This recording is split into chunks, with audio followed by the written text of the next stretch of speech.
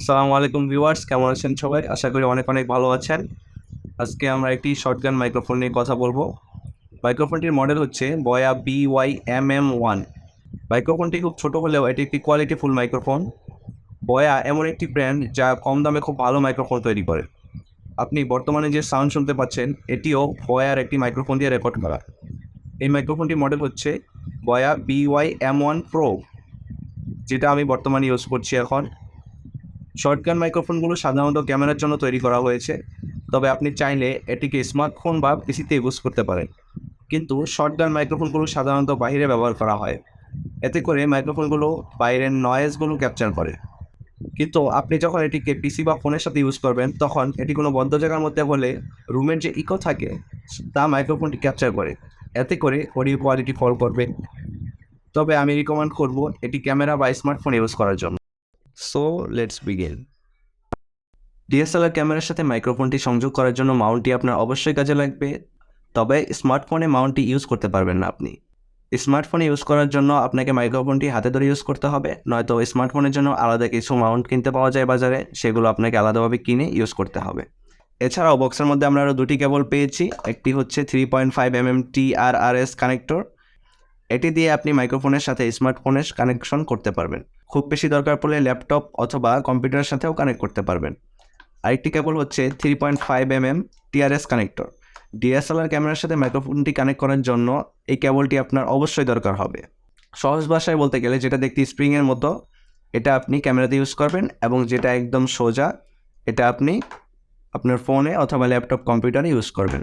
কেবলগুলো মাইক্রোফোনের সাথে কানেক্ট করার জন্য কেবলের যে এই পাশটা আছে, যে পাশটাতে একটু বাঁকা করে দেওয়া আছে, এই পাশটা আমরা মাইক্রোফোনের সাথে লাগিয়ে দেব, এবং অপর পাশটি আমরা, এটা যেহেতু ফোনের কেবল, তাহলে এটা আমরা ফোনের 3.5 mm জ্যাকে লাগিয়ে দেবো, তাহলে আমাদের সাথে ফোনের সাথে মাইক্রোফোনটি কানেক্ট হয়ে যাবে।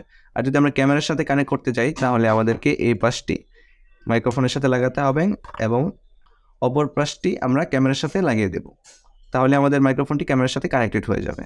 এই শর্টগান মাইক্রোফোনের কিছু স্পেসিফিক ইউজ আছে। শর্টগান মাইক্রোফোনগুলো সাধারণত আউটডোরে ব্যবহার করা হয়। ইনডোরে ব্যবহার করলে যে সাউন্ডে ইকো থাকে তা মাইক্রোফোনে রেকর্ড হয়ে যায়, যার কারণে অডিও কোয়ালিটি খুব ফল করে। এটি একটি পয়েন্টিং মাইক্রোফোন, অর্থাৎ এই মাইক্রোফোনটির এই পাশটা যেদিকে করা থাকবে স্পেসিফিকভাবে ওই দিকের সাউন্ডটা বেশি ক্যাপচার করবে। এখন আপনারা হয়তো ভাবছেন আবার অন্য সাইডের সাউন্ডগুলো ক্যাপচার করবে না, কিন্তু তা নয়।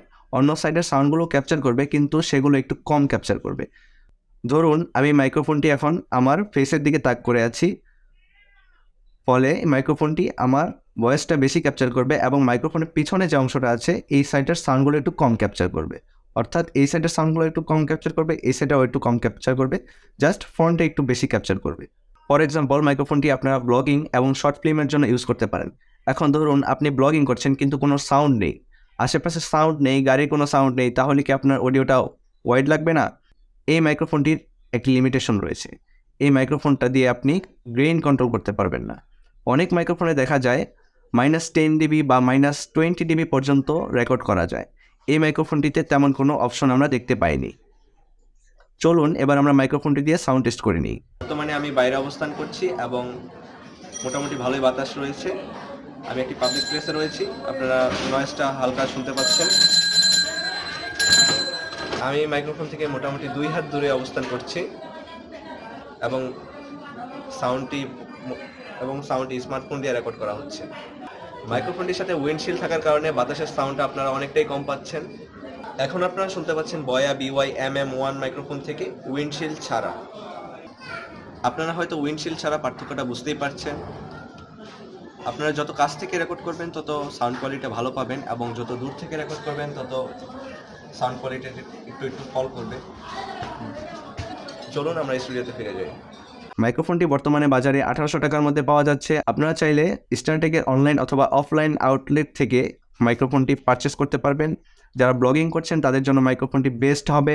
আজকের ভিডিওটি এ পর্যন্তই। আশা করি আপনাদের সকলেরই ভালো লেগেছে। যদি ভালো লেগে থাকে তাহলে একটি লাইক দিয়ে বন্ধুদের সাথে শেয়ার করে দিবেন। আমাদের চ্যানেলটি সাবস্ক্রাইব করে আমাদের সাথেই থাকবেন। ধন্যবাদ।